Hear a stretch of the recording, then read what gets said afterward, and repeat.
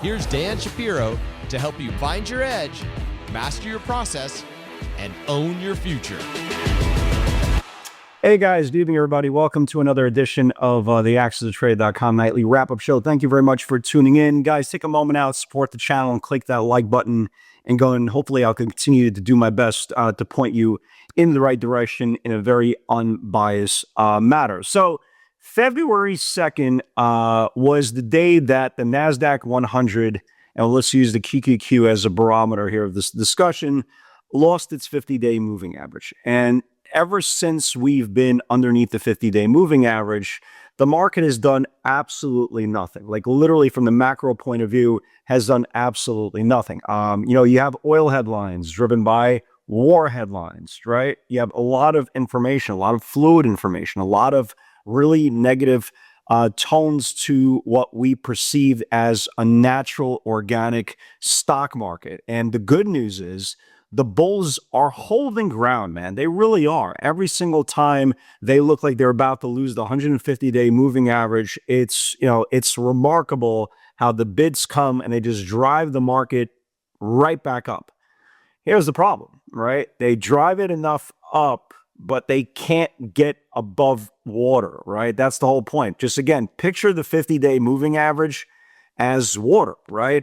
And anything below water is they're pushing you down. You're a drowning victim. So you're doing a great job not to die, right? You're doing a great job not to die, to just get your head above water. And as soon as you get above water, they push you right down. And that's literally what's happening is. So the good news is, yes, the dips are being bought. That's phenomenal, right? That's great. That's exactly what you want to see, bad news being bought.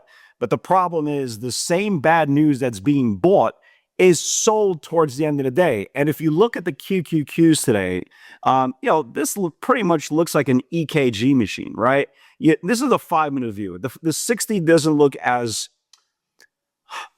aggressive, right? When you look at the 5-minute view, you had this great rally right off the open.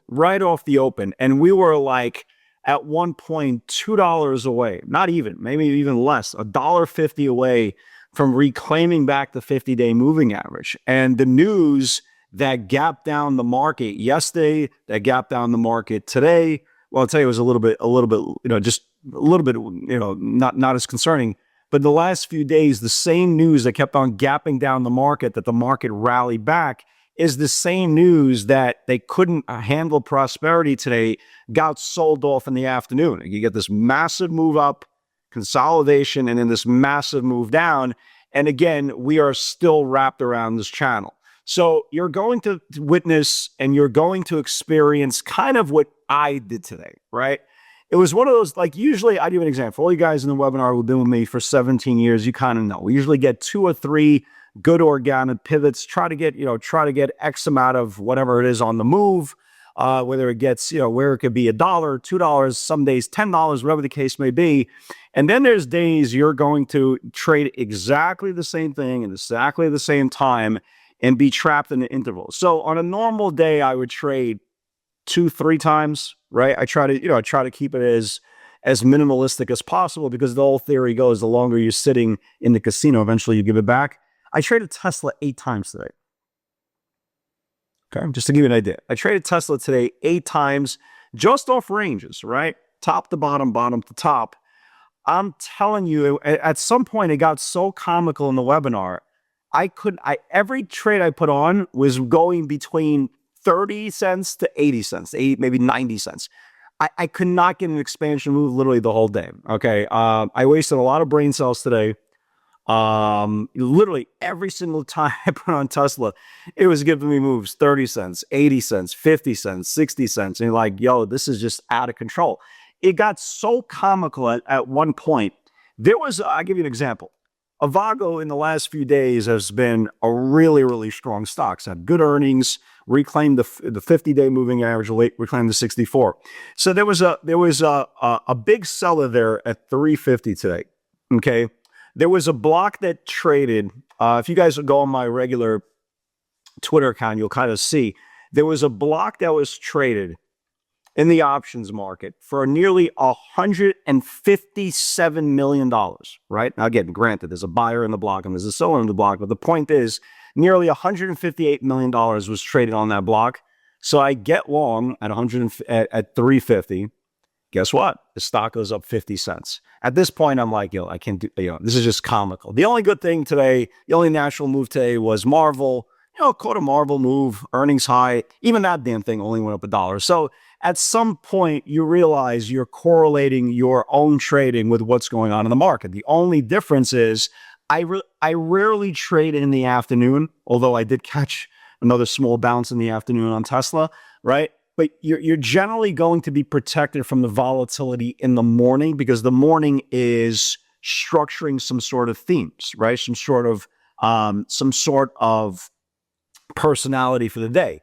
The afternoon, right, as we can see, the afternoon provides a whole different picture. It provides extreme volatility. It provides the same news that you saw maybe 6 hours ago, all finally being reacted to today. So it's a very, very frustrating tape for a lot of traders chasing momentum, right?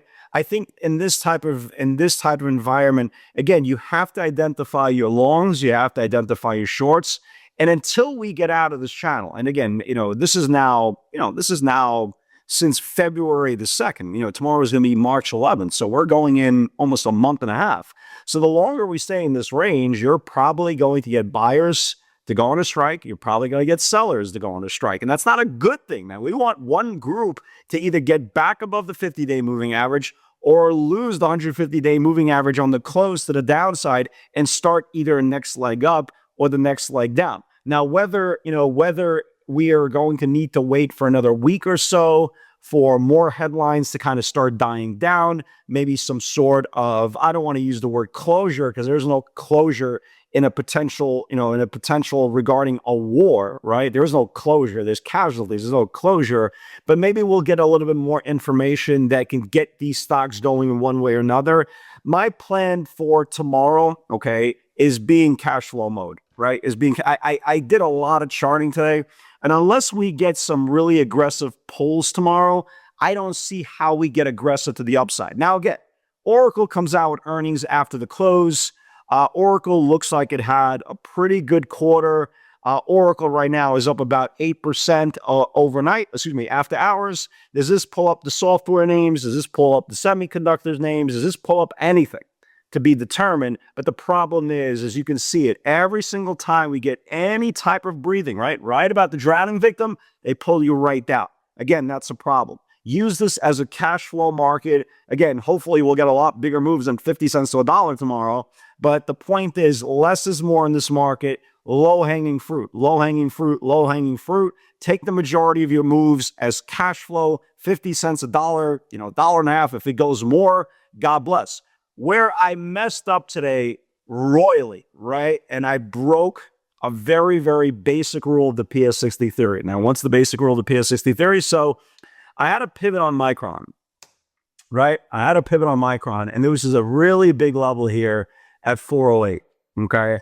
So usually how I enter a trade on a pivot is once it breaks the pivot, I let it put in a new high. Let it retrace. I don't care how big the retracement is, 50 cents, $1, $2, $3, whatever the case may be. And once it takes out that new high, that is what we call, and here we talk about this, called the second entry, right? So for some reason, because I decided I was smarter than the market today, I get long Micron at 408, right? I get long Micron at 408. It puts in a new high of 408.60s and then retraces, okay? So I'm sitting in the stock for, half an hour, whatever the case may be. And I said, you know what? Let me give myself a $3 stop just because it's just sitting above the previous candle's range.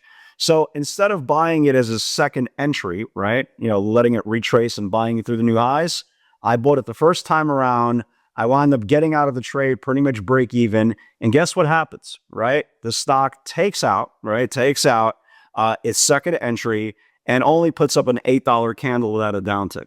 Again, guys, sometimes we are in a position that other external factors, okay, will put weight on our judgment, will put weight on our better judgment. And again, society is built on rules, right? You don't have anarchy or people running around the streets killing everybody because, again, the punishment is jail. The punishment is worse than that, okay? So we have to follow our rules. Would this day been a little bit different if I would have just entered Micron at a second entry and caught a $7, $8 candle? You bet your pretty little butt it would be. But the problem is we're all human beings and we're going to make brain fart decisions and yada, yada, yada. Literally 8 to 9 trades later, I was flat on the day and I literally want to rip out my eyeballs. But again, what's done is done. The past is past. We don't live there anymore. So getting ready for tomorrow, again, I want to be in cash flow mode. I'm not going to overly trade tomorrow. I want to see if there is a pull back to the bottom of the range of the market. Obviously, we'll have a lot more value to the downside than it is to the upside just because we already got rejected on the upper band today on the upside channel. So let's talk about some potential plays for tomorrow, okay? Let's talk about it. So let's see. Let me see what's up. Let's talk about Tesla. Might as well, right? Talk about Tesla. Tesla's been stuck. I've been trading in channels generally pretty well, but today I just, I put out like literally 8 rejections and 8 bounces on Tesla, and I got nothing from nowhere. So look, it stopped at the 5-day supply, 5-day support.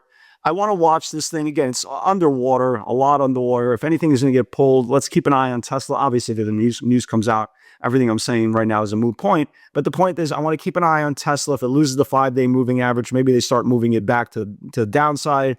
I want to keep an eye on PLTR. PLTR had a pretty impressive run, getting a little bit tired here, lows back to 50-day moving average. I want to see tomorrow if it loses back to 34 EMA. Again, it's not the greatest setup in the world, but again, if I'm believing in the theory that we're still playing ping pong up and down, up and down, up and down, we got rejected at the top of the range. Maybe we get a bottom of the range push the next couple of days. So I definitely want to keep an eye on that. NVIDIA though, right? NVIDIA had a pretty good day. And in case we rally tomorrow, okay, NVIDIA did something today that it hasn't done in a very, very long time, is getting above this little bit of baby range. This little baby range is not a little bit of a baby because where it got rejected today was the 50-day moving average. Let's keep an eye on NVIDIA tomorrow, right? Again, I want to be prepared on both sides of the market tomorrow. Let's watch NVIDIA tomorrow. If it could reclaim back today's channel, I do believe there's a chance it can start to expand. Again, this has to be correlated with general market strength. But just in case, again, like I said, I want to be prepared on both the long and the short side of the market, just in case we do rally back tomorrow and Oracle is enough to kind of get us going. I definitely want to keep an eye on NVIDIA above today's channel. This interesting chart I found, BBIO, I don't know what this thing is, but it had a really, really massive expansion candle today, and it first closed above the 50-day moving average. If this is your thing, it's not really my thing, but it just kind of caught my attention. First closed above the 50-day. If it could reclaim back today's channel, maybe this thing can wake up for a day 2 run. And Boeing, right? Boeing, Boeing, well, chart kind of speaks to itself. It's been trying to get back above the 50-day moving average. It couldn't do it. And today, this is the first close below, where is it? First close below the 100-day SMA. I want to keep an eye on this for tomorrow. Again, beggars can't be choosers. This is a valid setup. And if this thing starts losing today's channel, maybe we get a move to the downside. Again, this whole big engulfing candle, I believe there was some sort of contract on this candle. I could be wrong. Anyway, price action says this whole candle got engulfed in the last couple of days. So if it loses today's channel, then, maybe we could see some more downside. So kind of wrap this up. Look, guys, we'll eventually be out of this channel, either back to the upside or back to the downside. Until then, you have to kind of conform to what the market's telling you. Did I overtrade today? 1,000%. Does my head feel like it's 500 pounds?